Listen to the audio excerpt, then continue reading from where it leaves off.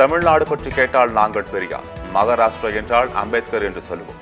சமூக மாற்றங்களுக்கு வித்திட்டவர்கள் தங்களுக்கு முன்மாதிரி என மக்களவையில் ராகுல் காந்தி பேச்சு. அமராவதி அணையில் இருந்து உபரி நீர் திறப்பு மேலும் அதிகரிப்பு. ஆற்றின் கரையோரத்தில் வசிக்கும் மக்களை பாதுகாப்பான இடங்களில் தங்க வைக்க மாவட்ட நிர்வாகம் ஏற்பாடு.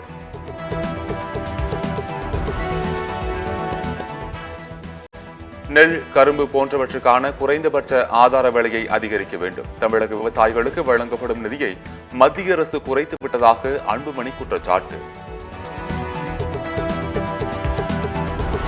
பெஞ்சல் புயல் பாதிப்புகளுக்கு தமிழக அரசு கோரிய நிதியை மத்திய அரசு உடனே விடுவிக்க வேண்டும்.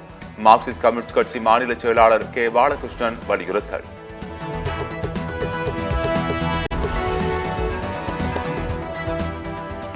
EVKS இளங்கோவன் உடலுக்கு அரசியல் கட்சி முக்கிய பிரமுகர்கள் அஞ்சலி.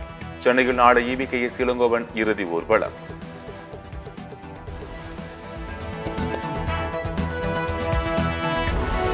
அரசு பணிக்கான தேர்வுகளை அலட்சிய போக்கில் கையாளுகிறது திமுக அரசு. அரசு உதவி வழக்கறிஞர் பணிக்கு மறுதேர்வு நடத்த வேண்டும் என அண்ணாமலை கோரிக்கை. அரசியலமைப்பில் பெண்களுக்கு முதலில் அதிகாரம் வழங்கியது இந்தியா. அரசியல் சாசனத்தை காயப்படுத்தியது காங்கிரஸ் என்று மோடி கூறியதற்கு கடும் எதிர்ப்பு. माननीय सदस्यों ओके माननीय सदस्यों प्लीज माननीय सदस्यों. பிரதமர் மோடியின் பதிலுரையில் புதிதாக எதுவும் இல்லை. காங்கிரஸ் கட்சி மீது பழி சுமத்துவதற்கு அதிக நேரம் செலவிட்டதாக காங்கிரஸ் MP KC வேணுகோபால் குற்றச்சாட்டு.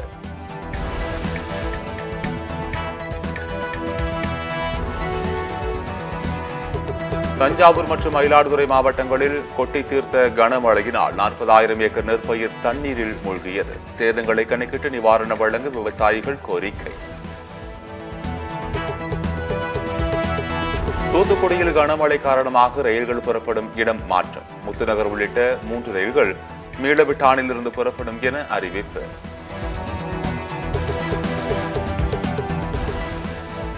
தாமிரபரணி ஆற்றில் கடும் வெள்ளப்பெருக்கு ஏற்பட்டுள்ளதால் புளியங்குளம் சாலை மூழ்கியது. நெல்லை திருச்செந்தூர் சாலை துண்டிக்கப்பட்டதால் பாதிப்பு. மழை வெள்ளத்தால் பாதிக்கப்பட்ட நெடுஞ்சாலைத்துறை சாலைகள், பாலங்களை சீரமைக்க நடவடிக்கை. பாதிப்புகளை ஆய்வு செய்த வருவாய்த்துறை அமைச்சர் KKSS ராமச்சந்திரன் பேட்டி. திருச்சி முக்கொம்பு மேலணையில் இருந்து கொள்ளிடம் மற்றும் காவிரியில் வினாடிக்கு 3,500 கன அடி உபரி நீர் வெளியேற்றம். அணைக்கு நீர்வரத்தை பொறுத்து தண்ணீர் திறப்பு அதிகரிக்கப்படும் என தகவல்.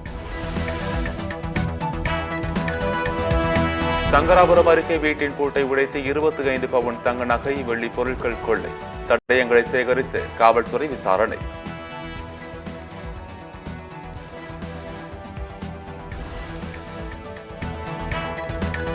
இந்தியா ஆஸ்திரேலியா இடையிலான 3வது டெஸ்ட் போட்டி மழையால் பாதிப்பு. ஆஸ்திரேலிய அணி 28 ரன்கள் எடுத்திருந்த போது மழை குறுக்கிட்டது.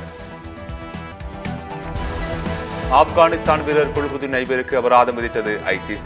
ஆட்டத்தின் போது நடுவருக்கு எதிராக பேசியதால் நடவடிக்கை.